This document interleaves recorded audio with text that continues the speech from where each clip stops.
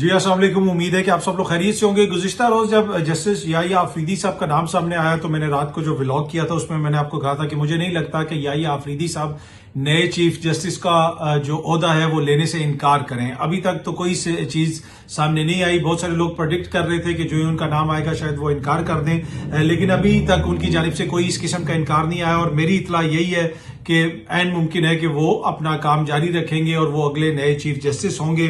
आज उनकी काजी फाइज ईसा साहब से भी मुलाकात हुई है। काजी फाइज ईसा साहब जा रहे हैं। काजी फाइज ईसा साहब का जो दौर है ये इसको हमेशा एक कंट्रोवर्शियल दौर के तौर पे याद रखा जाएगा, चाहे वो सियासी मामलात हों, सियासी जो उनके फैसले थे उसकी वजह से पाकिस्तान की सियासत जिस तरीके से मुतासिर हुई, लोगों के फंडामेंटल राइट्स जिस तरीके से मुतासिर हुए, तो ये तो एक चीज है कि आने वाले वक्तों में बार बार इसका जिक्र होगा, चाहे वो बल्ले के निशान का फैसला हो या दीगर मामलात हो।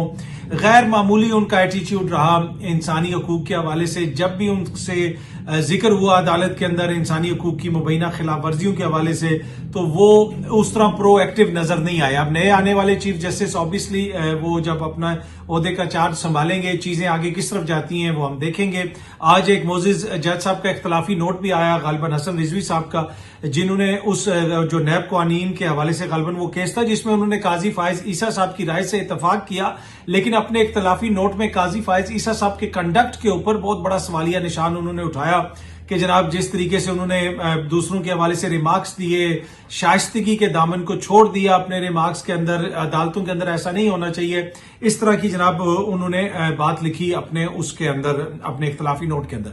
आज आपको पता है कि अरशद शरीफ साहब की शहादत को भी 2 बरस गुजर चुके हैं और अभी तक वो केस आगे नहीं चल सका। नई नई बातें सामने आती हैं, कभी ये होता है कभी वो होता है, ये कीनिया में ये मिल गया, उधर वो मिल गया। ऑल्दो कि कीनिया की अदालत से एक फैसला आ गया था, लेकिन अनफॉर्चुनेटली पाकिस्तान की अदालतों से अभी तक कोई फैसला नहीं आया और अरशद शरीफ साहब को किन हालात में पाकिस्तान छोड़ना पड़ा उसके ऊपर भी बहुत बड़ा क्वेश्चन मार्क है। पाकिस्तान के अंदर उनके ऊपर जो मुकदमे हुए उस पर भी बहुत बड़ा क्वेश्चन मार्क है। कौन कौन सी शख्सियात मुलविस थी, फैसल वाडा साहब मुख्तलिफ इल्जामात लगाते हैं, दीगर लोग जो हैं वो मुख्तलिफ किस्म की चीजों का जिक्र करते हैं। आपको याद होगा कि अताब बंदयाल साहब ने इसके ऊपर एक हेयरिंग वगैरह भी की थी, लेकिन उसके बाद से ये मामला जनाब दबा हुआ है, मामला आगे नहीं बढ़ सका।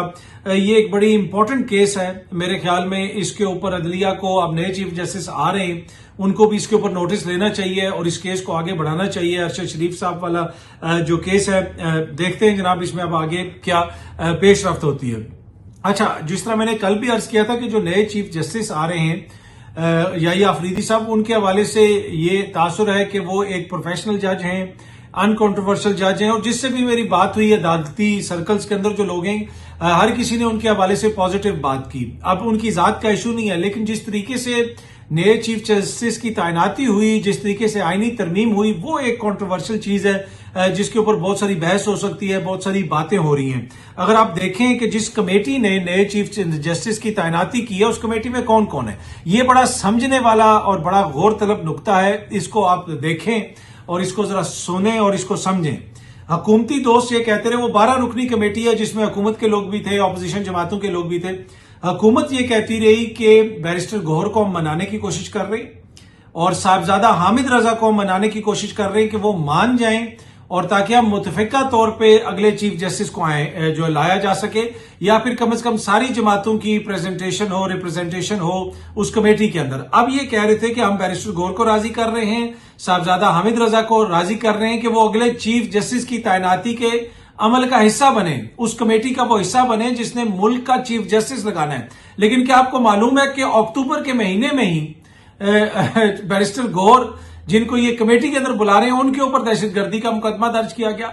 इस वक्त साहबजादा हामिद रजा के ऊपर भी रियासत पाकिस्तान ने, हुकूमत पाकिस्तान ने दहशतगर्दी के मुकदमे दर्ज किए हैं। बैरिस्टर गौहर के ऊपर भी दहशतगर्दी का मुकदमा है और इनके ऊपर कितने मुकदमे हैं।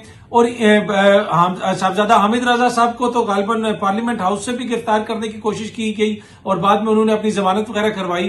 तो एक तरफ इनके ऊपर दहशतगर्दी के मुकदमे हैं, लेकिन इन्हीं शख्सियात को बुलाया जा रहा है कि आप मुल्क का अगला चीफ जस्टिस लगाएं।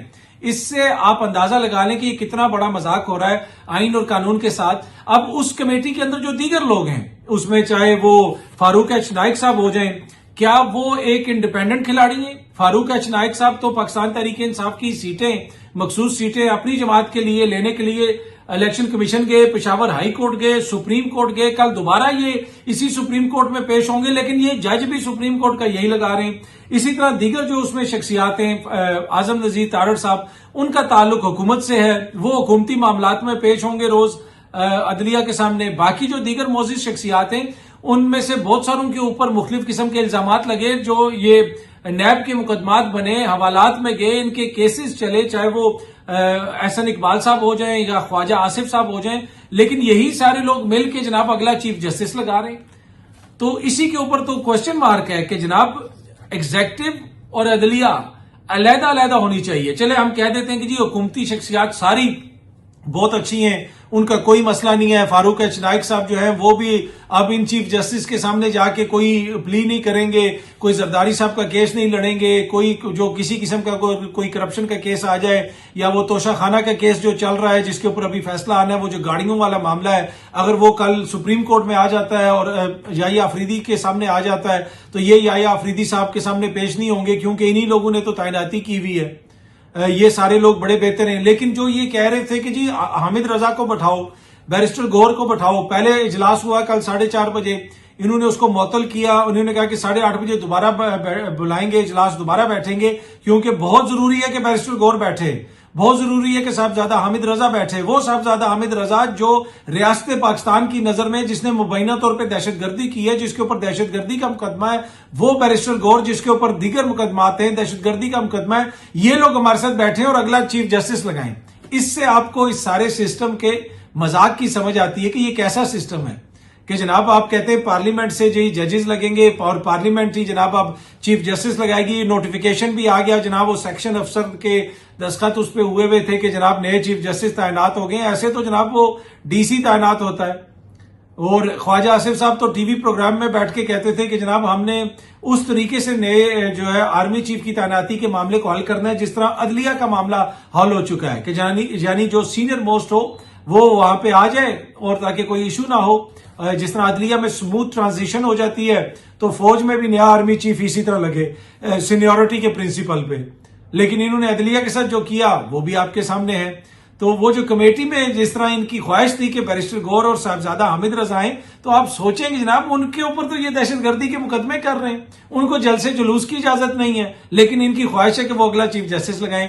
कल वही मुकदमे उनके इसी चीफ जस्टिस के सामने जाएंगे तो वो तुक बनती है, कोई अकल मानती है, कोई मंतक मानती है इस चीज को कि जनाब ऐसे होना चाहिए।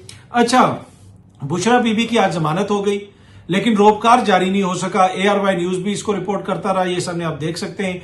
जब उनकी टीम पहुंची लेने के लिए, वहां पे दो जज साहिबान जो है गालिबन हमायूं दिलावर साहब और एक दूसरे जज साहब का जिक्र आ रहा है जिसको ARY भी रिपोर्ट कर रहा था कि जनाब वो एक जज जो है वहां पे थे ही नहीं, वो एक कोई जनाजे पे चले गए और एक पता नहीं किधर चले गए, ये मीडिया रिपोर्ट करता रहा।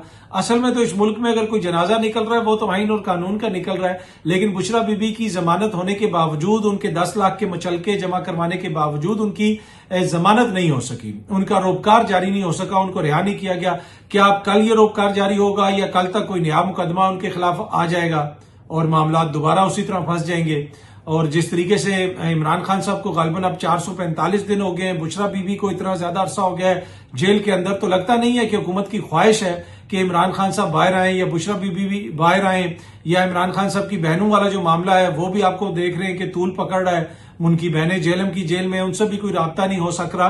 तो इसके ऊपर एक बड़ा सवालिया निशान है कि अब जब अदालत में ऊपर तब्दीली आएगी, क्या तब भी ये मामलात इसी तरह चलते रहेंगे और इसी तरह ही कंट्रोवर्सीज क्रिएट होती रहेंगी या फिर मामलात बदलेंगे? ये तो आने वाले दिनों में पता चलेगा। क्या जस्टिस मुनीब और मंसूर अली शाह साहब इस्तीफा दे देंगे? मुझे नहीं पता। इस हवाले से ये भी एक चीज गर्दिश कर रही है। इस खबर के ऊपर भी बहुत सारे लोग तज्जिए तबसरे कर रहे हैं, लेकिन मेरे पास जो अब तक की इतलात है कि मुझे नहीं लगता कि वो रिजाइन करेंगे। जो जज होता है उसके पास बड़ी पावर होती है। सुप्रीम कोर्ट का जो जज होता है, अभी तो वो आईनी बेंच ये बना रहे हैं, सारे मामलात वहां पे जाएंगे। इन सब के मुकदमात, कोई ना कोई फौजदारी मुकदमा भी तो होगा, कोई ऐसा मुकदमा भी तो होगा जो आईनी बेंच में नहीं जाएगा। तो उधर मुनीब अख्तर साहब भी होंगे, उधर मंसूर अली शाह साहब भी होंगे। पूरा ये जो खेल खेला गया जिसका बुनियादी मकसद ये था कि मंसूर अली शाह साहब का रास्ता रोका जाए, मंसूर अली शाह साहब से नाराज हुए। अब कुछ जो सीनियर कोर्ट रिपोर्टर हैं वो बार बार ये रिपोर्ट करते रहे कि मंसूर अली शाह को अप्रोच करने की कोशिश की गई, उनको एक तरीके से राम करने की कोशिश की गई, लेकिन उन्होंने मिलने से इनकार कर दिया। और फिर जो मखसूस नशिस्तों वाला फैसला है उसकी सजा के तौर पर एक वाजे जनाब एक फैसला दिया गया कि जिस जज से भी हुकूमत नाखुश होगी वो फिर चीफ जस्टिस नहीं बन सकता। और वो जो कमेटी जिस तरह कमेटी ने बनाया वो मैंने आपको बता दिया। तो बहुत सारे जनाब इनके आएंगे मामला इन्हीं जजेस के सामने आएंगे। तो ये जो कह रहे हैं कि स्मूथ सेलिंग हो जाएगी और सिस्टम इसी तरह चलता रहेगा, वो इतना आसान नहीं होगा। अब देखते हैं कि आगे जो है चीजें किस तरफ जाती हैं। दूसरा एक और बड़ी इंपॉर्टेंट खबर आज आ रही थी, ये सामने आप देख सकते हैं, दुनिया न्यूज भी इसको रिपोर्ट कर रहा है, जंग में भी मैंने खबर देखी कि जनाब ये जो मेयो अस्पताल है उसका जो कार्डियोलॉजी डिपार्टमेंट है वहां पे एंजियोग्राफी समेत दीगर जो सामान है वो दस्तयाब नहीं है और वहां पे जो अमला है उसने काम बंद करने की धमकी दिया है। अब ये लाहौर का एक मेन हॉस्पिटल है, उसमें ये हालत है जनाब, इमरजेंसी वार्ड में जान बचाने वाली अद्वियात की किल्लत है, मरीजों के ऑपरेशन का जो सामान है वो भी दस्तयाब नहीं है। हुकूमत ने 3 अरब के वाजिबात अदा नहीं किए जिसकी वजह से मुश्किलात का सामना है। जो गालबन वहां के जो एक सीनियर डॉक्टर साहब हैं उन्होंने एमएस जो है मेयो अस्पताल प्रोफेसर फैसल मसूद का कहना है कि इंतजामिया का इस हवाले से कोई कसूर नहीं, हमारे जिम्मे कंपनियों के अरबों वाजिबात हैं, बाकी हालात इस कदर खराब हैं कि बिजली के बिल देने के लिए भी फंड्स नहीं है। ये जनाब हालत है लाहौर के एक बड़े अस्पताल की। और यहां पे कहा जा रहा है कि जो BHUs हैं उनको रीब्रांड किया जा रहा है कि मरियम्स क्लिनिक, और उधर कितना पैसा लगाया जा रहा है मुझे नहीं पता। और ये जनाब लाहौर के एक बड़े अस्पताल के हवाले से खबर है कि एंजियोग्राफी समेत दीगर सामान दस्तयाब न होने के बायस पीर 21 अक्टूबर 2004 से काम बंद करने की उन्होंने धमकी दी हुई है कि जनाब हम काम ही बंद कर देंगे। तो ये हुकूमत को इसको तवज्जो देने की जरूरत है। लेकिन दूसरी जानब आप देखें तो बड़े बड़े इश्तिहार चल रहे हैं, मीडिया पे कैंपेन्स चल रही हैं, और इवन के जब वो चाइनीज यहाँ पे वफ्द आया हुआ था, SCO का समिट था, उसमें हुकूमत पंजाब के इश्तिहार चल रहे थे, वो सब कुछ उस वक्त भी चलता रहा। तो जिधर पैसा लगाने की जरूरत है और जो रीब्रांडिंग हो रही है कि जनाब मरियम्स क्लिनिक, वो जो पिछले दिनों खबर आई, मेरे ख्याल में ये जो पंजाब के अवाम है वो दे डिजर्व बेटर। अगर इतने बड़े शहर के अस्पताल की ये हालत है, और ये कोई मैं नहीं कह रहा, कोई और सहाफी नहीं कह रहा, ये जनाब उनके प्रोफेसर साहब कह रहे हैं जिसको मीडिया रिपोर्ट कर रहा है, ये सामने दुनिया न्यूज इसको रिपोर्ट कर रहा है, दीगर जो मीडिया आउटलेट्स हैं वो इसको रिपोर्ट कर रही है। तो हुकूमत को इसके ऊपर तवज्जो देने की जरूरत है। पाकिस्तान तहरीक इंसाफ ने जैन कुरैशी साहब को शो कॉज नोटिस जारी कर दिया है। जैन कुरैशी साहब ने कहा है कि वो शो कॉज नोटिस का जवाब देंगे, वो अपनी जमात के साथ खड़े, जो जमात का फैसला होगा वो उसके ऊपर अमल दरामद करेंगे। इनके हवाले से आपको पता है काफी खबरें आती रही और बहुत सारे शकूक शबात का इजहार किया जा रहा है। अब नई जो एक खबर दी जा रही है कि जी एक फॉरवर्ड ब्लॉग बनेगा और वो फॉरवर्ड ब्लॉग जो है वो उसकी लीड जो है वो करेंगे शाह महमूद कुरैशी साहब। मुझे ऐसा होता हुआ नजर नहीं आ रहा। पाकिस्तान तहरीक इंसाफ में जो है ना एक ही जमात है और एक ही बंदा है, इमरान खान जमात है, इमरान खान बंदा है। किसी को अच्छा लगे या ना लगे, इमरान खान को जो भी छोड़ के जाएगा वो टके टोकरी हो जाएगा, उसकी कोई औकात नहीं होगी। गुज़िश्ता रोज हमने देखा था कि इमरान खान साहब की बहन की एक वीडियो आई जिसमें वो जेल के बाहर अकेली खड़ी थी और वो बता रही थी कि इमरान खान साहब से मुलाकात नहीं हो सकी। आज एक और वीडियो उनकी सोशल मीडिया पे वायरल है जहां पे वो बैरिस्टर गौर को कह रही हैं कुछ भी करें हमारी इमरान खान साहब से मुलाकात करवा दें। अब ये जो 5 का वफ्द गया था जिसमें बैरिस्टर गौर साहब भी थे, उस वक्त क्यों नहीं ये इमरान खान साहब की बहन को साथ लेके गए, क्यों नहीं इन्होंने शर्त रखी कि अभी इमरान खान साहब की बहन की भी मुलाकात करवाई जाए। तो इस वजह से इनकी जो क्यादत है उसके ऊपर काफी ज्यादा तनकीद हो रही है। और आज कुछ लोग कह रहे थे कि जनाब उसके बाद थोड़ी दौड़ें लगी हैं, अब इनकी क्यादत जो है इसके ऊपर जब थोड़ी तनकीद होना शुरू हुई है, अब ये थोड़ा इसको वो जिसे कहते हैं ना पैच वर्क करने की कोशिश कर रहे हैं, कवर अप करने की कोशिश कर रहे हैं। लेकिन इसमें तो कोई दो राय नहीं है कि इमरान खान की बीवी जेल में, इमरान खान की 2 बहनें जेल में, इमरान खान का भांजा जो है वो फौजी अदालत की कस्टडी में, खुद इमरान खान जेल में, और इमरान खान की एक बहन जो बाहर है उसके साथ ये कितना ताउन कर रहे हैं, उसको ये कितना लुक आफ्टर कर रहे हैं। अब आप सोचें कि मुल्क की सबसे बड़ी जमात के लीडर की बहन जो है वो इस तरह बेचारी अदालतों के बाहर खड़े होकर कह रही है कुछ भी करें, मेरी इमरान खान साहब से मुलाकात करवा दें, 70-80% अवाम उनके साथ है, लेकिन जो क़यादत की सियासत है वो आपके सामने है, उसके ऊपर मुझे राय करने की जरूरत नहीं है। सोशल मीडिया पे जब इनका वर्कर क्रिटिसाइज करता है तो ये फिर सोशल मीडिया पे चढ़ाई कर देते हैं। बाकी जमात की अपनी लिमिटेशंस हैं, वो भी बेचारे मुश्किल वक्त से गुजर रहे हैं, मुश्किल दौर से गुजर रहे हैं। उनकी लीगल टीम ने आज बेहतरीन तरीके से मुकदमा लड़ा, बैरिस्टर सलमान सफदर साहब हो जाए, दीगर जो उनके लॉयर्स हैं उन्होंने वहां पे बेहतरीन तरीके से नुमाइंदगी की। यंग लॉयर जो लॉयर हैं खदीजा, वो उनको भी मैं देख रहा था, वो भी वहां पे थी। खालिद यूसुफ साहब जो हैं, जो लॉयर हैं, ये भी हर जगह पे पहुंचे होते हैं। उसके अलावा जो लॉयर उनके गिरफ्तार हुए थे, जिन्होंने वो खबर मानिका को मुक्का मारा था, वो भी वहां पे मौजूद हैं।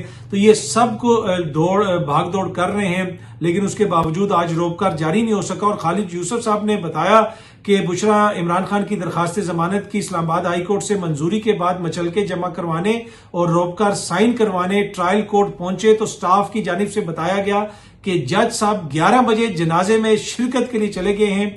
तो ड्यूटी जज के अदालत से रुजू किया तो वहां भी स्टाफ ने बताया कि जज साहब चले गए हैं, और फिर हमने FIA स्पेशल कोर्ट की जो तीसरी अदालत से रुजू किया तो वहां से भी बताया गया कि जज साहब फातिहा पर गए हुए हैं। फिर हमने एडमिन जज की अदालत से रुजू किया तो वहां से स्टाफ ने ऐसा ही बताया कि जज साहब जनाजा में गए हैं। फिर हमने सेशन कोर्ट इस्लामाबाद वेस्ट से रुजू किया तो वहां अमला ने बताया कि पहले हमारी अदालत ड्यूटी रोस्टर में थी, अब नहीं है, जिस वजह से हम साइन नहीं कर सकते। इस तरह आज बुशरा इमरान खान की रिहाई के रोककार जारी नहीं हो सकी। ये जनाब खालिद यूसुफ साहब जो लॉयर हैं, उन्होंने वीडियो एक पैगाम जारी किया और इस वीडियो के अंदर उन्होंने ये सारी चीज बताई जिसको मीडिया ने भी रिपोर्ट किया।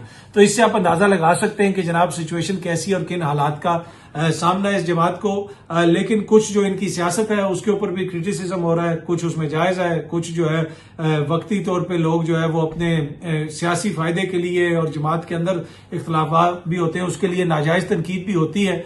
पर एनीवे जो भी सूरत हाल है जनाब वो आपके सामने है। अब पाकिस्तान की अवाम जो है ना वो सारी चीजों को समझते हैं, उनकी आंखों का ऑपरेशन हो गया है, हमसे ज्यादा समटाइम वो चीजों को बेहतर तरीके से एक्सप्लेन भी कर देते हैं, तजिया भी दे देते हैं। तो जो कुछ भी हो रहा है उसके ऊपर आप भी अपना कमेंट जरूर दीजिएगा वीडियो के ऊपर, ताकि हमारी भी रहनुमाई हो। बहुत जल्दी आप सब दोस्तों से दोबारा मुलाकात होगी। Thank you very much.